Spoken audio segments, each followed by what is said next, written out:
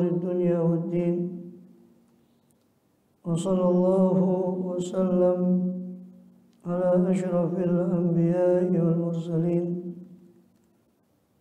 سيدنا نبينا حبيبنا شفينا وقرة أعيننا محمد وعلى آله وصحبه أجمعين وعلى جميع التابعين لهم بإحسان إلى يوم الدين وعلينا معهم وفيهم برحمتك يا أرحم الراحمين. أما بعد، قال سبحانك لا علم لنا إلا ما علمتنا إنك أنت العليم الحكيم. رب اشرح لي صدري ويسر لي أمري واحلل عقدة من لساني يفقه قولي. آمين. Alhamdulillah.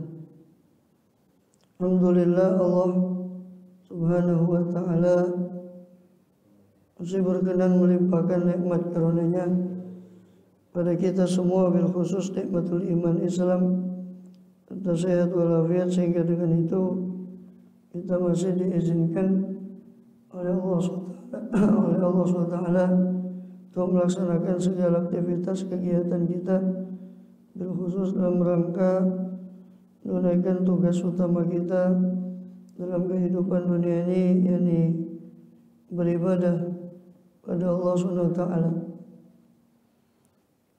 Kemudian kita masih melanjutkan pembahasan lalu dari kitab Riyadhus Shalihin min kalami Rasulillah sallallahu alaihi wasallam Sayyidul Arifin, kumpulan daripada sabda-sabda Rasulullah sallallahu alaihi wa ala alihi wasallam yang dikumpulkan oleh beliau Imam Muhyiddin Sunnah wad Din Syekh Yahya bin Sharaf An-Nawawi rahimahullah wa radhiyallahu wa radhana fa'ana bihi wa bi ulumihi fid dharain. Amin.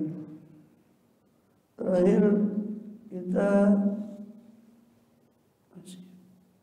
membahas tentang haramnya durhaka kepada kedua orang tua. Sekarang kita masuk kepada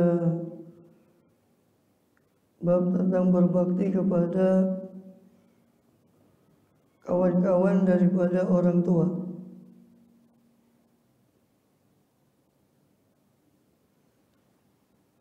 Babu birri asdiqail ab. Bab tentang birru asdiqail ab, tentang berbakti kepada kawan-kawan daripada orang tua.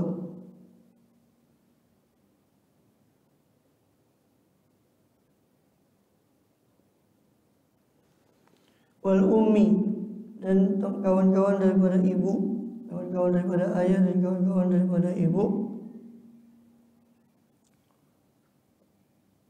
Kemudian wal aqarib, serta berbakti kepada kerabat. Waz zaujah, atau kawan-kawan dari kerabat kita, atau waz zaujati, dan juga kawan-kawan daripada istri. Wasair menyundam ikramu, dan seluruh yang dianjurkan untuk kita memuliakan. Yang mana diriwayatkan daripada Abdullah bin Umar radhiyallahu anhuma, Ani bin Umar radhiyallahu anhuma, anna Nabiyya sallallahu alaihi wa alihi wasallam qala abarul birri ayasil rajul wudda abi. Paling bagusnya kebaktian adalah ketika seseorang berbakti kepada, atau yasil, menyambung hubungan dengan kecintaan daripada ayahnya atau orang-orang yang dicintai oleh orang tuanya.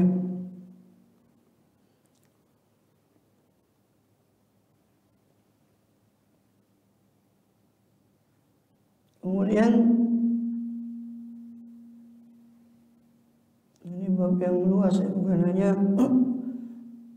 kita sudah maklum termasuk kita dianjurkan sangat setelah ibadah kepada Allah untuk berbakti kepada kedua orang tua, dan tidak ada dosa selain setelah syirik kepada Allah waliyadzubillah melebihi daripada kedurhakaan kepada kedua orang tua.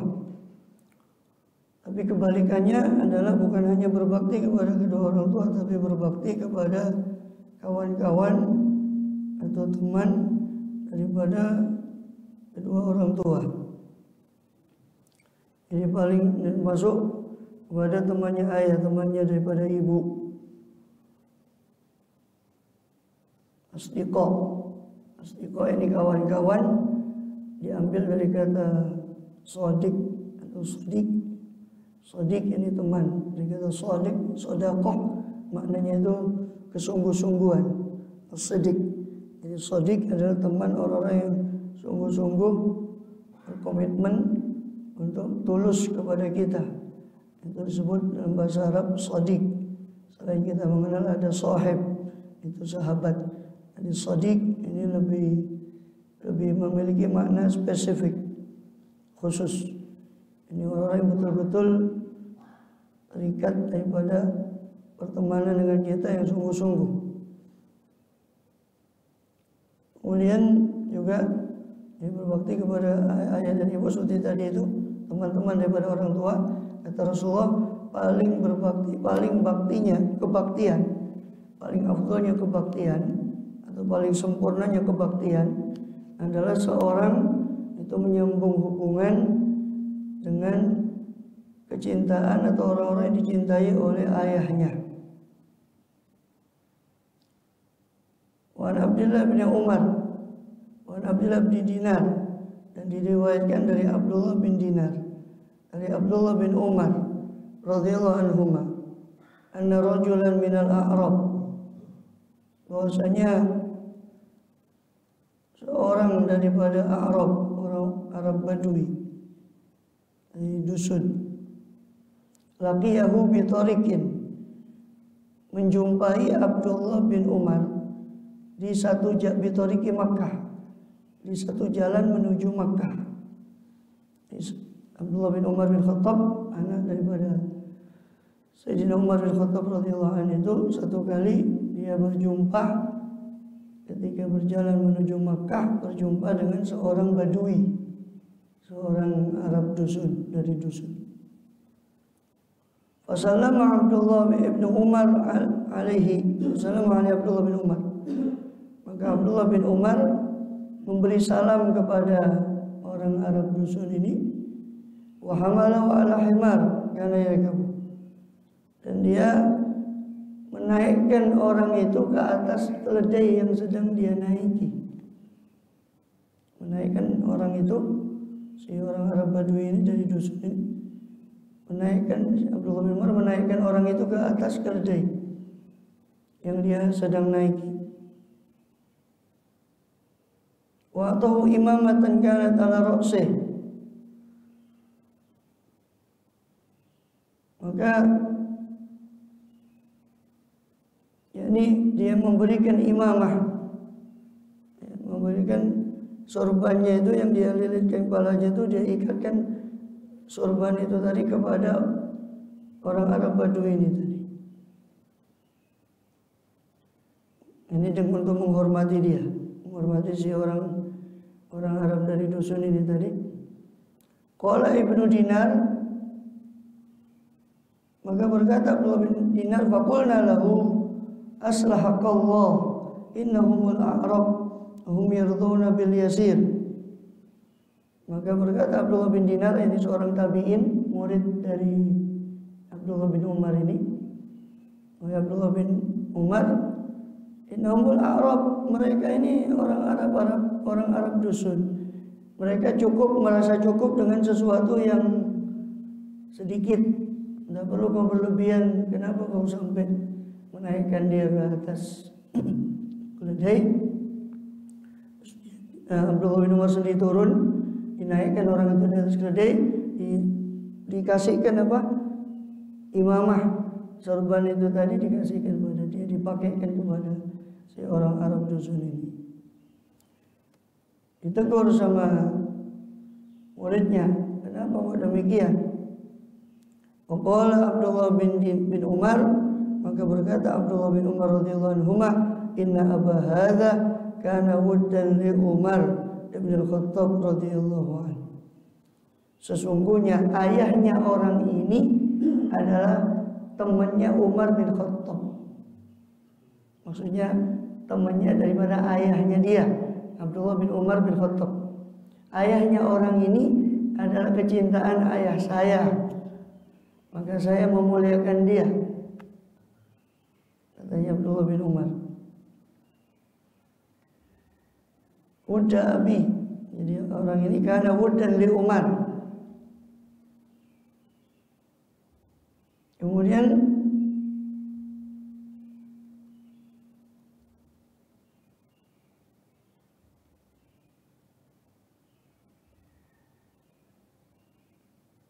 bisa jadi bukan hanya kepada, dalam riwayat yang lain itu adalah wudda walidi, ya. Insyaallah ana libirri muqtadayatil awal. Jadi ada beberapa kita menghormati apa? Menghormati seorang itu karena dia kecintaan ayah kita atau kecintaan guru kita, termasuk bakti kita kepada guru kita adalah apa?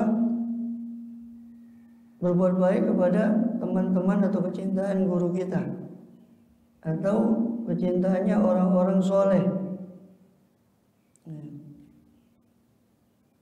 Kemudian wa ini sami'tu Rasulullah SAW yaqul, sesungguhnya saya mendengar Rasulullah SAW bersabda, inna abarral birri silatur rajuli ahla wuddi abi.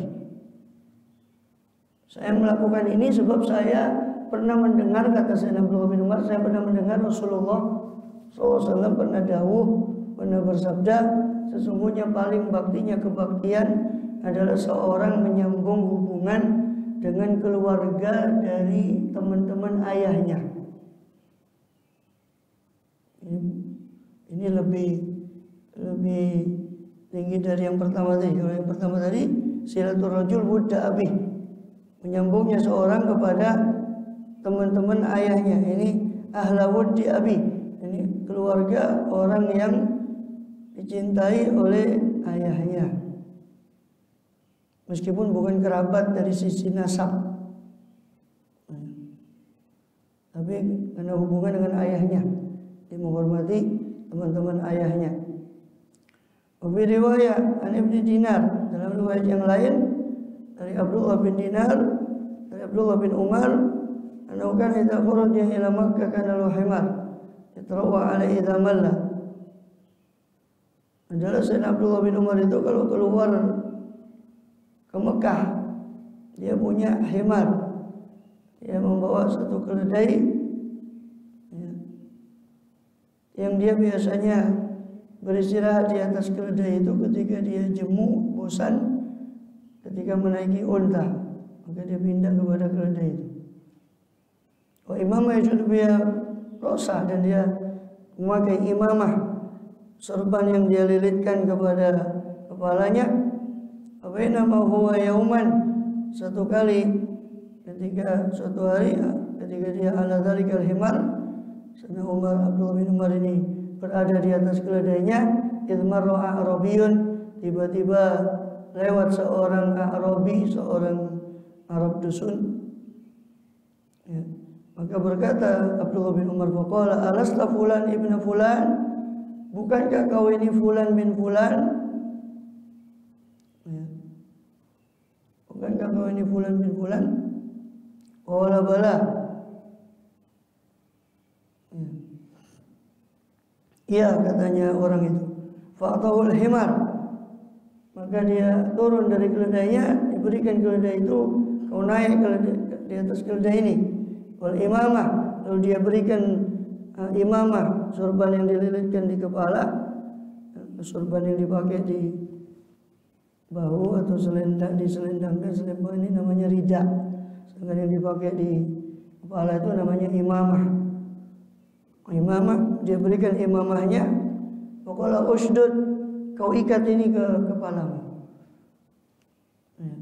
untuk berarti pemuliaan untuk orang itu. Qala lahu ba'du ashabihi, maka berkata kepada Abdullah bin Umar sebagian daripada murid-muridnya, ghafarallahu laka, semoga Allah mengampunimu. A'taita hadzal arabi himaran kunta turawih, engkau memberikan kepada orang Arab dusun ini keledai yang kau biasa naiki untuk beristirahat di atasnya. Imamatan kunta tashuddu biha ra'sak, kau berikan imamah, sorban yang kau lilitkan di kepalamu kau berikan pada dia. Faqala, maka berkata Abdullah bin Umar, sami'tu Rasulullah sallallahu alaihi wasallam yaqul, saya mendengar Rasulullah SAW bersabda, inna min abaril birri silatur rajuli ahla wuddi abi, sesungguhnya paling bagusnya kebaktian adalah menyambungnya seseorang akan keluarga dari orang yang dicintai oleh ayahnya. Pada an yuwalli, terutama setelah ayahnya meninggal, terutama setelah ayahnya wafat. Wa inna abahu kana shadiqan li Umar radhiyallahu anhu, sesungguhnya ayahnya orang ini dulu temannya Umar, temannya ayah saya, temannya Umar bin Khattab radhiyallahu anhu. Ayahnya orang ini temannya Umar bin Khattab radhiyallahu anhu. Hadis ini diriwayatkan oleh Imam Muslim dalam sahihnya.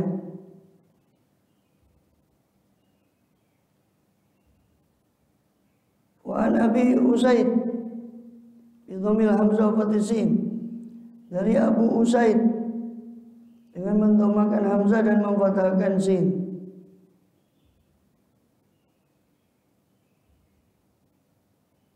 Jadi hadis ini mengandung anjuran untuk memuliakan teman-teman daripada ayahnya, juga teman-teman dari ibunya, juga kerabatnya.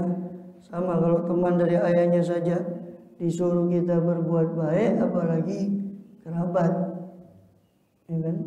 Teman ayahnya kan berarti bukan kerabatnya dia, cuma teman dari ayahnya. Itu saja disuruh kita untuk menjaga hubungan, untuk berbuat baik. Bagaimana dengan kerabat? Itu lebih. Yang sekarang ini, Masya Allah, ya, orang pada berlomba-lomba untuk membantu di Palestina. Bagus, saya tidak katakan jelek, tapi dilihat kalau kerabat dekatnya terlantar, kok dia bantu orang lain yang jauh, ini orang tidak ngerti prioritas. Sekitarnya membutuhkan, ya kita tidak katakan itu jelek, bagus. Ya, kalau dia mau tetap bagi, ya tetap bantu yang jauh, ya bantu yang dekat lebih utama. Jangan cuma sekedar, kata orang Madura itu norok bunte, ikut-ikutan saja. Ya, ya mumpung musim Palestina, sedekah kok nunggu musiman, kan ini aneh. Ya. Yang betul itu ya, kalau dia punya lebih bisa dibagi, ya bagi ke sana. Tapi jangan lupa ada yang lebih wajib juga, itu kerabatnya. Ini kan tidak musiman, semacam euforia gitu lah. Sedekah kok musiman. Ya enggak lah. Sedekah itu ya mana prioritasnya. Sekali lagi saya tidak katakan itu jelek, bagus. Berlomba-lomba bagus, fastabiqul khairat bagus. Tapi kebaikan itu ada prioritas, mana yang harus diprioritaskan.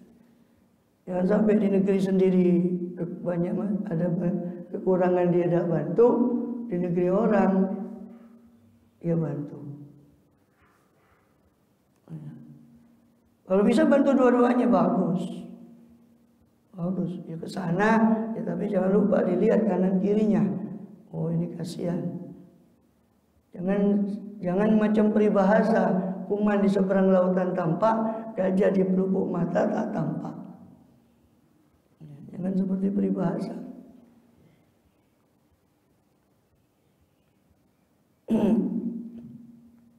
Jadi itu menunjukkan baik saja tidak cukup, harus bijak. Baik saja tidak cukup, harus bijaksana. Ya. Bijaksana dan bijaksini. Ya. Ya sama dengan begini, lomba-lomba membagus masjid, terlalu berlebihan dalam mempercantik masjid. Sedangkan di sekeliling dia masih banyak orang yang membutuhkan, fakir, makan saja sulit. Ada pendidikan, mengenyam pendidikan sulit.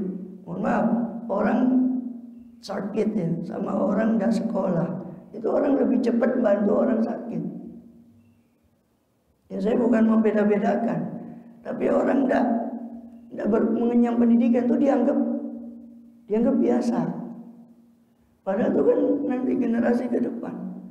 Orang kalau sudah ada pendidikan, dan bagaimana? Tidak terdidik.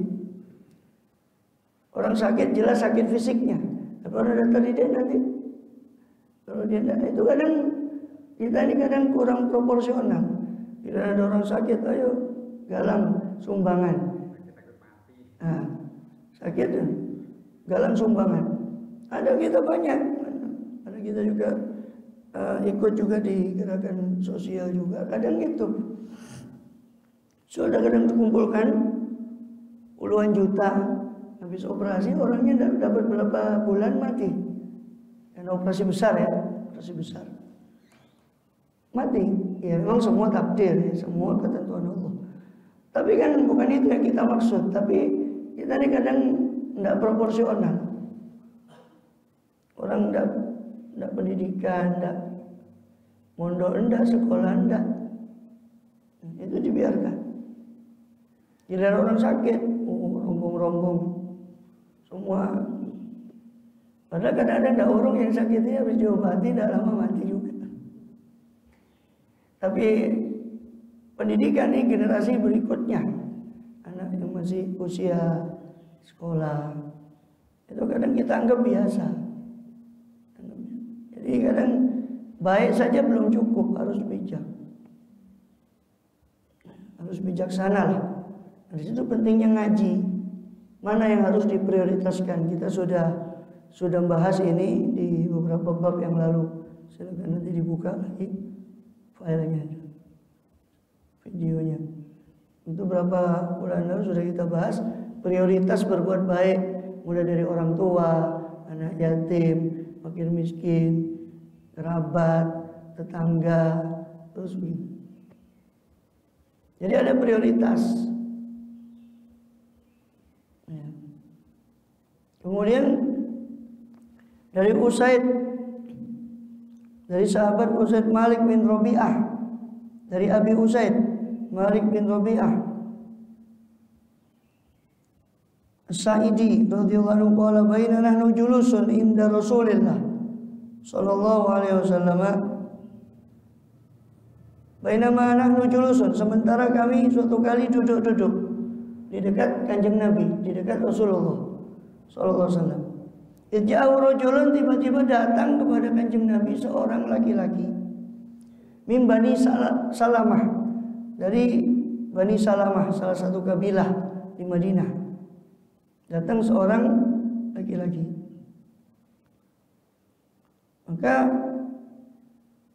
qala ya Rasulullah, hal baqiya min birri abawayya syai'un abirahuma bi ba'da mautima. Ya Rasulullah, apakah masih tersisa dari kebaktian kepada kedua orang tua saya setelah mereka wafat? Untuk saya berbakti kepada keduanya setelah keduanya wafat, apakah masih ada? Qala na'am, ya, kata Rasulullah. As-salatu lahuma, berdoa untuk keduanya, mendoakan untuk keduanya. Wal istighfar lahuma, memintakan ampun untuk keduanya. Wa infadhi ahdihima, melaksanakan janji keduanya. Orang tuanya pernah punya janji, pernah punya hutang janji pada seseorang, dia tunaikan. Apalagi kalau itu berupa nazar, itu wajib. Bahkan sebelum dibagi waris itu ditunaikan dulu. ya wasiatnya, semuanya hutangnya kepada Allah, hutangnya kepada sesama manusia itu ditunaikan dulu, baru terakhir tuh sisanya baru bagi waris. Jangan asal warisan saja. Ya, diurus dulu hak-hak mayit ini. Melaksanakan janji keduanya. Wasilaturrahim allati la tusalli bihima, dan menyambung hubungan rahim yang tidak tersambung kecuali dengan perantara keduanya. Kecuali dengan perantara keduanya. Sedangkan di riwayat Baihaqi, silaturrahimihima allati la rahimalaka illa min qibalihima. Dikatakan silaturahim menyambung hubungan rahim yang mana tidak ada hubungan rahim bagimu kecuali melalui kedua orang tua itu. Ya, hubungan rahimnya kepada ayah, hubungan rahimnya pada ibu, ya saudara-saudaranya yang macam-macam. Itu. Menyambung hubungan rahim yang mana tidak tersambung kecuali dengan perantara kedua orang tua. Maka kata di dalam riwayat yang lain, orang itu mengatakan, ma aktsara hadza wa atyabu ya Rasulullah, alangkah banyaknya ini dan alangkah bagusnya ini ya Rasulullah. Dia bilang, kata Rasulullah, ma umila bihi fa innahu yasir ilaihi, apa-apa yang kamu lakukan dari yang saya sebut tadi, maka sesungguhnya itu akan sampai kepada kedua orang tua. Kemudian wa ikram shadiqihima, dan juga memuliakan teman-teman kedua orang tua. Memuliakan teman-teman kedua orang tua. Riwayat Abu Dawud, hadis ini diriwayatkan oleh Abu Dawud. Wal hadis dalil ala anna min bir. Hadis ini menunjukkan bahwasanya doa kepada kedua orang tua itu bagian dari kebaktian kepada kedua orang tua, sebagaimana dalam surat Al-Isra, wa qur rabbirhamhuma kama rabbayani shaghira, dan ucapkanlah, ya Tuhanku, irhamhuma, sayangilah keduanya sebagaimana keduanya menyayangiku waktu kecil. Ini anjuran untuk silaturahim kepada kerabat-kerabat kedua orang tua dan memuliakan teman-teman kedua orang tua dan memenuhi janji kedua orang tua apabila mereka berjanji dan mereka belum sempat melaksanakan. Dari Aisyah, wa an Aisyah radhiyallahu anha qalat ma ghirtu ala ahadin min nisa'i Nabi sallallahu alaihi wasallam ma ghirtu ala Khadijah radhiyallahu anha. Siti Aisyah radhiyallahu anha pernah berkata, saya tidak cemburu kepada istri-istri Rasulullah SAW yang lain seperti cemburu saya kepada Khadijah. Seperti cemburu saya kepada Khadijah. Padahal kita tahu Rasulullah itu SAW tidak menikah dengan yang lain kecuali setelah wafatnya Siti Khadijah radhiyallahu anha. Pertama kali setelah Siti Khadijah wafat, Rasulullah SAW menikah dengan Saudah. Saudah itu sudah sepuh. Itu sudah sepuh, menikah unda-undi mungkin umurnya dengan Rasulullah. Kalau tidak keliru lebih tua Saudah sedikit waktu itu. Jadi setelah Khadijah wafat, sebulan kalau tidak salah, atau berapa jarak dari wafatnya Siti Khadijah, Rasulullah SAW menikahi pertama kali itu Saudah. Kemudian setelah menikah dengan Saudah, Rasulullah juga berakad dengan Aisyah, tapi belum berumah tangga, cuma diakadkan saja. Baru berumah tangga ketika di Madinah. Jadi apa namanya?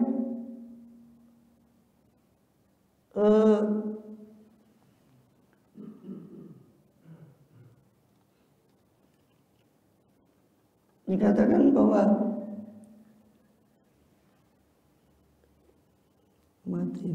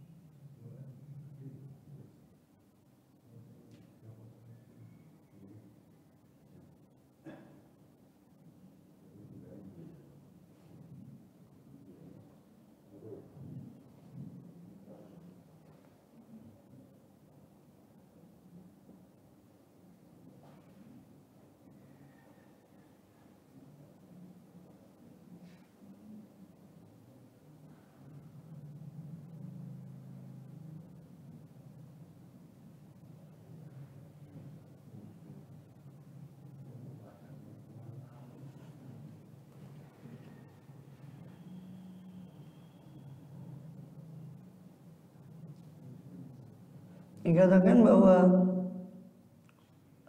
kata Siti Aisyah, saya tidak pernah cemburu seperti kecemburuan saya kepada Khadijah. Padahal saya tidak melihat Khadijah itu, kata beliau. Amar itu apa tuh? Saya tidak, sama sekali tidak pernah melihat Siti Khadijah itu. Walakin kana yukthiru dzikraha.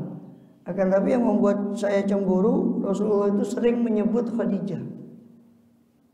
Rasulullah SAW itu sering menyebut Khadijah. Rubbama dzabaha syah tsumma yaqtauha. Terkadang Rasulullah itu menyembelih kambing, kemudian memotong-motong daripada kambing itu, lalu Rasul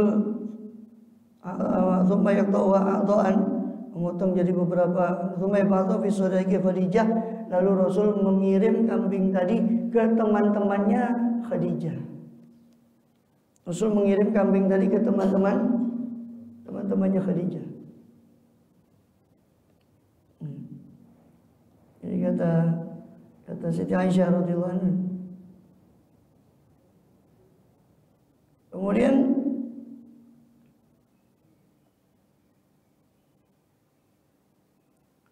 dikatakan farubbama qultu lahu, terkadang saya berkata kepada Rasulullah SAW,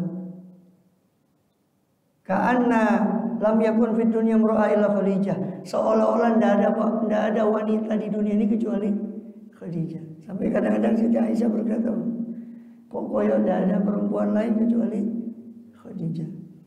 Karena cemburu aja. Padahal tidak lihat, tidak menangis. Siti Aisyah itu ya usianya terpaut jauh, mungkin tidak pernah melihat Siti Khadijah juga.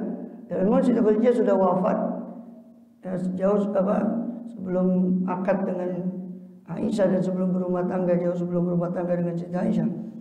Tapi Rasulullah sering menyebut Siti Khadijah itu, bahkan itu tadi berbuat baik pada teman-temannya Khadijah. Kadang sembelih kambing itu ingat pada teman-temannya Khadijah, kau pergi kasihkan ini kepada fulan.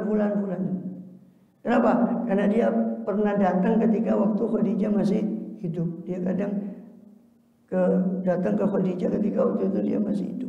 Dikirim kambing-kambing itu daging itu. Dan sampai kata Siti Aisyah, saya terkadang mengatakan bahwa seolah-olah tidak ada wanita lain kecuali Khadijah di dunia ini. Kalam yakun fi dunya imra'atan illa Khadijah. Fa yaqul inna kanat wa kanat. Maka Rasulullah membalas ketika kalau Siti Aisyah sudah bilang gitu, seolah-olah tidak ada perempuan lain kecuali Khadijah, maka Rasulullah mengatakan dulu Khadijah itu pernah melakukan ini. Disebut daripada kebaikannya. Di dalam riwayat yang lain, Siti Aisyah mengatakan, awalaysa qad abdalakallahu khairan minha, bukankah Allah sudah menggantikanmu ya Rasul dengan yang lebih baik? Bukankah Allah itu sudah menggantikanmu ya Rasul dengan yang lebih baik? Maksudnya dirinya, itu Siti Aisyah. Faqala la, kata Rasulullah tidak. Wallahi demi Allah, amanat bihi nakafarani, nakafaru bi qaumi. Tidak. Allah dikatakan kan, Siti Aisyah mengatakan Allah sudah menggantinya dengan yang lebih baik, yaitu Aisyah. Kata Rasul tidak, sebab dia beriman kepada saya waktu orang-orang kafir pada saya, orang-orang ingkar pada saya, dia beriman pada saya. Wa nasarani hina qadalani, dia menolong saya ketika orang-orang tidak menolong saya, ketika kaum saya tidak menolong saya, meninggalkan saya, dia yang menolong saya. Atatni malaha hina maniqumi, dia sudah memberikan pada saya hartanya ketika orang-orang tidak memberikan pada saya hartanya, Khadijah memberikan pada saya hartanya. Wa kana li min walad, dan adalah untuk saya dari Khadijah itu ada anak. Saya memiliki anak daripada Khadijah. Ya. Sebab semua putra-putri Rasulullah SAW semua adalah dari Khadijah kecuali Ibrahim. Ibrahim itu dari Maria Al-Qibtiyah. Ya. Ada yang mengatakan dari Siti Aisyah ini tidak punya anak sama sekali. Ada yang mengatakan ada anak Abdullah, tapi itu tidak sahih. Sehingga Aisyah itu dijuluki Ummu Abdillah. Tapi itu tidak sahih. Yang sahih adalah Siti Aisyah dijuluki Ummu Abdillah itu oleh Rasulullah. Kanjeng Nabi itu menjuluki Siti Aisyah itu Ummu Abdillah, ibunya Abdullah. Kenapa? Karena Siti Aisyah itu merawat keponakannya yaitu Abdullah bin Zubair, sehingga dia dijuluki Ummu Abdillah. Muttafaqun alaih, hadis ini diriwayatkan daripada oleh Bukhari dan Muslim. Riwayat in kana la yad'u syah wa yuhdi bi qalaila min ma yasauhunna. Dalam riwayat yang lain, jika Rasul itu menyembelih kambing, maka Rasul memberi hadiah kambing itu, beberapa kambing itu kepada teman-teman Khadijah, apa yang mencukupi dari kambing itu. Ini mencukupi daripada teman-teman Siti Khadijah daripada hadiah kambing tersebut. Sebenarnya riwayat Muslim. Tapi riwayat dalam riwayat yang lain juga riwayat Muslim, karena idza dzaba yaqulu irsilu biha. Rasul itu kalau menyembelih kambing, beliau mengatakan bawa ini kambing ini ila asdiqai Khadijah, kepada teman-temannya Khadijah. Tapi riwayat yang lain dan dalam riwayat daripada Sahih Bukhari dan Muslim, qalat istadzanat, pernah suatu kali minta izin Halah binti Khuwailid ukhtu Khadijah. Suatu kali saudarinya Siti Khadijah itu Halah binti Khuwailid itu minta izin untuk masuk ke rumah Rasul SAW. Halah ini adiknya Khadijah binti Khuwailid. Suatu kali datang ke rumah Kanjeng Nabi minta izin, atau uluk salam minta izin ke Kanjeng Nabi. Fa'arafa sayyidana Khadijah, maka Rasulullah mengenali suara Khadijah dari suaranya saudarinya itu karena mirip. Fartaha lidzalika, maka Rasulullah senang, terhibur dengan mendengar suaranya saudarinya Khadijah itu tadi. Ya. Maka ketika itu faqala Allahumma Halah binti Khuwailid, ya Allah, ternyata itu adalah Halah binti Khuwailid. Ya. Maka Rasul memuliakan Halah binti Khuwailid itu. Atau farta'a, Umar ihtamma bi, maka Rasulullah senang dengan kedatangan Halah binti Khuwailid ini, kemudian menjamu Halah binti Khuwailid. Itu kadang Siti Aisyah cemburu.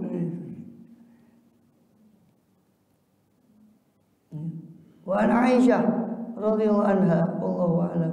Wa an Anas, tinggal satu hadis ini saya selesaikan dulu. Dari Anas bin Malik radhiyallahu anhu, qala kharajtu ma'a Jarir bin Abdul Bajali. Saya suatu kali, kata Anas bin Malik, pernah keluar bersama sahabat Jarir bin Abdullah Al-Bajali radhiyallahu anhu. Fi safarin, dalam satu perjalanan. Wa kana yakhdumuni wa asanu minni. Maka Anas bin Malik Jarir bin Abdullah Al-Bajali itu melayani saya. Anas bin Malik ini adalah pelayannya Kanjeng Nabi. Anas bin Malik melayani Rasulullah 10 tahun. Mulai dari umur 10 tahun diserahkan oleh ibunya, Kanjeng Nabi datang ke Madinah. Ibunya Anas namanya Ummu Sulaim, membawa anaknya Anas bin Malik ke hadapan Kanjeng Nabi. Ya Rasulullah, doakan anak saya ini Anas biar dia melayanimu. Maka semenjak itu Sayyidina Anas ini melayani Rasulullah SAW saat usianya masih 10 tahun. Wafat Kanjeng Nabi karena Kanjeng Nabi kan di Madinah itu 10 tahun. Maka wafat Kanjeng Nabi usia Anas ketika itu 20 tahun. Usia Anas bin Malik 20 tahun. Maka ketika itu Anas bin Malik ini keluar bersama sahabat namanya Jarir bin Abdullah Al-Bajali. Jarir ini melayani saya, kata Anas bin Malik. Jarir ini melayani saya padahal dia lebih tua dari saya. Faqultu la taf'al. Maka saya mengatakan jangan kau lakukan ini. Saya ini lebih muda, kata Anas bin Malik kepada sahabat Jarir. Saya ini lebih muda. Faqala ini qatra'aitul ansar tasna'u bi Rasulillah sallallahu alaihi wasallam. Sungguh, kata Jarir bin Abdullah, kata sahabat Jarir, saya melihat orang-orang Ansor melakukan penghormatan, kemuliaan kepada Rasulullah SAW. Alaitu alla usiba minhum illa khadamtu. Maka saya bersumpah untuk saya tidak menemani seorang pun dari orang Ansor kecuali saya akan ila khadamtu, kecuali saya akan melayani orang Ansor itu. Jadi Jarir bin Abdullah yang lebih tua melayani Anas bin Malik itu yang lebih muda. Kenapa? Karena dia orang Ansor. Orang Ansor itu yang menolong Kanjeng Nabi. Maka seolah Jarir bin Abdullah ingin memuliakan orang yang pernah memuliakan Kanjeng Nabi SAW. Ini setelah wafatnya Rasulullah SAW. Muttafaqun alaih, hadis diriwayatkan oleh Bukhari dan Muslim. Wallahu a'lam bishawab. Sampai situ. Ada pertanyaan silakan, baik masalah ini atau yang lain. Ya.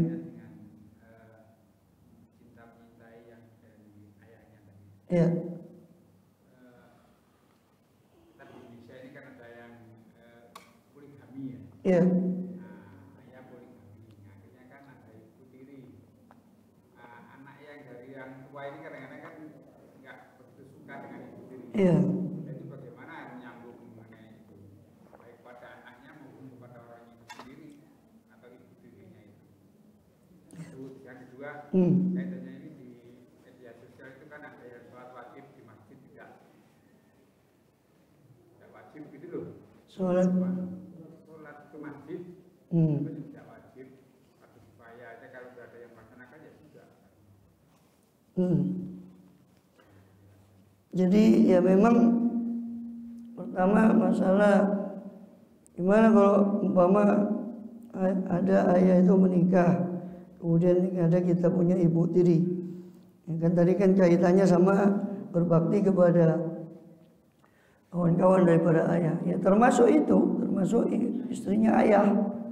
Itu harus tetap baik, terlepas dari menikah itu ya masalah poligami itu lain, atau apa istrinya banyak faktor. Pertama kadang-kadang tidak poligami, ayahnya sudah menikah, sudah meninggal, istrinya sudah meninggal si ibu, terus ayah menikah lagi. Nah, jadi ibu sambung. Nah, ini pun tetap memuliakan itu yang namanya ya istrinya ayah, ya tetap dimuliakan ya pada porsinya itu. Dan terlepas daripada begitu, bahkan ada kebencian itu masalahnya agak bukan sensitif ya sebetulnya, karena kita konsep atau persepsi kita saja. Ya, padahal kan itu dibolehkan kan gitu. Secara syar'i. Terlepas dari faktor pendorongnya apa, motivasinya kan gitu. Nah, itu panjang lagi pembahasannya. Ya, sebenarnya kalau kita melihat ayat Matsna wa thulatha wa ruba, itu sebetulnya ada latar belakangnya. Apa latar belakangnya ayat poligami itu? Itu latar belakangnya adalah turun berkenaan dengan anak yatim. Anak yatim yang dipelihara oleh satu orang laki-laki. Kebetulan yatim ini masih kerabatnya, dari kerabat jauh. Jadi bukan mahram. Kalau pamannya itu kan mahram, kalau saudara bapak, saudara ibu kan mahram. Ini bukan mahram tapi kerabat, karena yatim dipelihara sama si laki ini. Kebetulan yatim ini perempuan, ya, tumbuh besar cantik, ditinggali harta banyak oleh ayahnya, tinimbang dirapi wong. Nah, daripada dikawin sama orang, wis tak kawine dhewe. Tapi si laki-laki ini ingin mendolimi daripada maharnya yatim, mentang-mentang dia ini anak yatim mau didolimi. Turun ayat surah An-Nisa itu, wa in khiftum alla tuqsitu fil yatama fankihu ma tabalakum minan nisa. Kalau kamu takut untuk tidak berbuat adil kepada si yatim ini, silakan kamu nikahi wanita lain, mau 2, mau 3, mau 4, terserah kamu. Nah, jadi konteks ayatnya itu begitu. Konteks ayatnya itu begitu. Bukan tiba-tiba kawin gitu. Enggak. Itu konteks ayatnya itu begitu. Konteks ayatnya itu begitu. Jadi tinimbang kata Quran, daripada kamu mendolimi anak yatim ini, kalau memang kamu kepingin kawin yang lain, Matsna wa thulatha wa ruba, baik 2 atau 3 atau 4. Jadi ada konteks ayatnya seperti itu. Bukan ujuk-ujuk 2, 3, 4. Itu pertama. Kedua, untuk Ini contoh kita kan, tauladan kita kan Kanjeng Nabi ya, Rasulullah SAW. Rasulullah itu sampai di Bukhari, di Sahih Bukhari itu, sampai beliau mau sakit terakhir, hampir wafat beliau SAW, itu dipapah ke rumah istri-istrinya, karena beliau tidak mau mendolimi hak istrinya. Terus beliau berdoa, ya Allah, Allahumma hadza fima hadzal qasmu fima amlik, ya Allah, ini pembagian yang saya miliki, ini pembagian yang saya bisa lakukan. Fala talumni fima la amlik wa tamlik, dan maka jangan celah saya terhadap sesuatu yang saya tidak miliki dan hanya engkau yang memiliki, yaitu masalah hati. Artinya dia harus berbuat adil, dan itu sulit. Yang dituntut adil itu, makanya Rasulullah sampai berkata, sampai beliau itu dipapah sakit itu untuk ke rumah istrinya untuk memenuhi hak istrinya, karena harus adil dalam masalah nafkah dan masalah tinggal di rumah istrinya, itu harus adil. Bukan hati ya. Kalau hati nggak bisa, masalah cinta, kecondongan nggak bisa. Jadi artinya ada ilmunya itu nanti bagiannya itu. Jadi nggak asal kawin. Kalaupun memang terpaksa dia poligami, ada motivasi tertentu, itu ada babnya sendiri. Tapi ya percuma. Kita mempelajari ilmunya teori toh. Jadi enggak teori saja. Gitu. Nah, jadi mungkin karena persepsi kita, akhirnya sebetulnya ya tetap masuk ke bab tadi, istrinya bapak. Tetap gimana pun itu istrinya bapak kita. Dan anaknya pun kalau dia punya anak, bapak kita dari ibu lain, itu pun gimana itu ya saudara kita sebapak. Gitu. Ada yang gara-gara itu masalah warisan tidak dibagi, tidak boleh, zalim. Gimana kalau memang ada haknya, ya tetap harus dikasihkan. Umpama ada haknya, karena kasus warisan ini kan ada pembagian sendiri nanti hukumnya. Seandainya ada haknya, ya tetap harus dikasihkan. Karena istri yang sah itu adalah ketika bapak ini wafat, ya istrinya itu siapa lah, itu istrinya yang dapat bagian. Terus gara-gara sentimen terus tidak dikasih. Itu haknya orang itu haknya dia menurut Al-Quran. Makanya dikatakan cinta kepada Allah, cinta karena Allah dan Rasul itu di atas segala-galanya. Harus dikalahkan sekedar sentimen pribadi atau apa, tidak bisa. Gara-gara sentimen pada ibu tiri. Terus hak warisannya dari ayahnya itu, dari suaminya tadi tidak dikasihkan, itu zalim. Ya lain, beda. Walaupun sudah dibelikan sendiri-sendiri, kalau si almarhum ini masih meninggalkan harta lain, maka harta yang ditinggalkan meskipun searipis itu harus tetap dibagi waris. Itu hadiah, kecuali dia tidak meninggalkan harta sama sekali. Apa yang mau dibagi, wong sudah tidak ada hartanya. Umpama wis ini dibelikan rumah, sudah saya hibahkan ini untuk kamu, wis tidak usah mengutik-utik rumah yang sana, itu saya hibahkan untuk fulan, umpama. Nah, kalau sudah begitu memang sudah dihibahkan waktu hidup, nah, itu beda.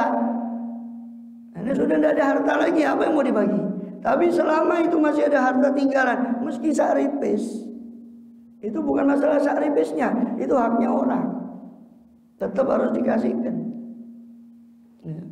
Terus masalah berjamaah di masjid tidak wajib, cuma fardu kifayah. Betul, memang tentang masalah jamaah di masjid itu ada khilaf ulama antara mazhab Hambali dengan Syafi'i. Ya, masing-masing punya dalil. Ya. Jadi ada 3 pendapat.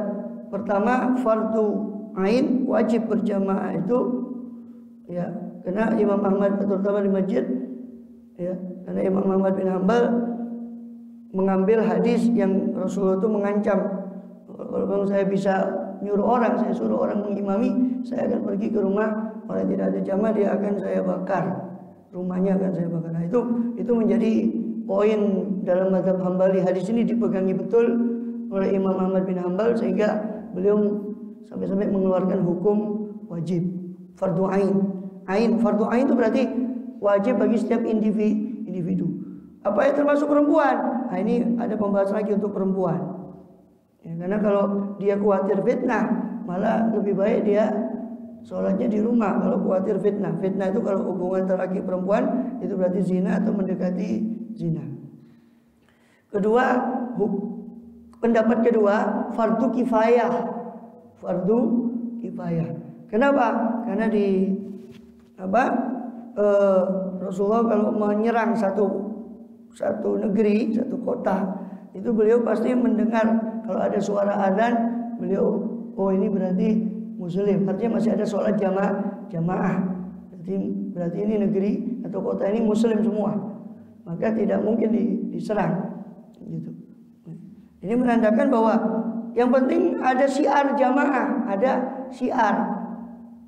Artinya nggak cukup kalau orang itu berjamaah umpama cuma di rumah atau satu desa atau satu kota itu besar atau satu desa itu besar, maka nggak cukup kalau cuma sekedar jamaah di satu musola karena belum nampak syiar, karena terlalu luas wilayahnya, maka ini tidak bisa dikatakan cukup, harus juga ada sehingga tampak syiar jamaah itu.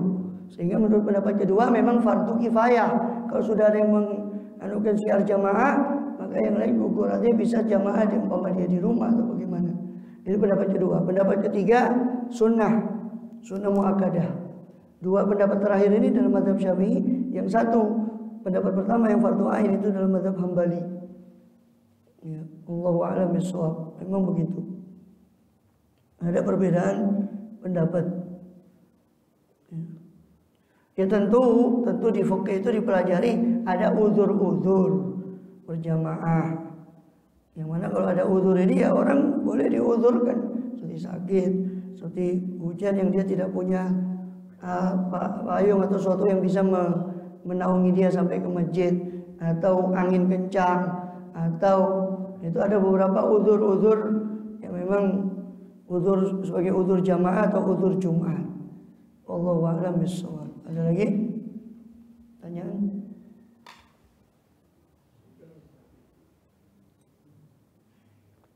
Yang berapa tadi anunya? Sudah masuk dah. 12 menit.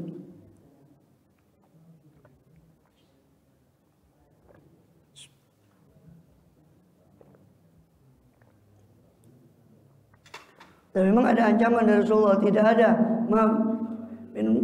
muslim fi qaryatin. Tidak ada satu kelompok orang fi qaryatin dalam satu desa, satu wilayah. Terus di situ tidak ditegakkan jamaah kecuali berkuasalah setan kepada negeri itu.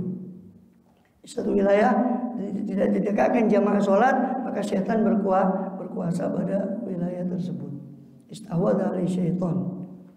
Allahu a'lam bishawab. Rabbana anfa'na bima 'allamtana, zidna ilman nafi'an, Rabbana la tuzigh qulubana ba'da idh hadaitana wa hab lana min ladunka rahmatan innaka antal wahhab. Rabbana zalamna anfusana wa illam taghfir lana wa tarhamna lanakunanna khasirin. Rabbana atina fid dunya hasanah fil akhirati hasanah wa qina adzabannar. Wa sallallahu ala sayyidina Muhammadin sallallahu alaihi wasallam. Subhana rabbika rabbil izzati amma yasifun, salamun alal mursalin, alhamdulillahi rabbil alamin. Al-Fatihah.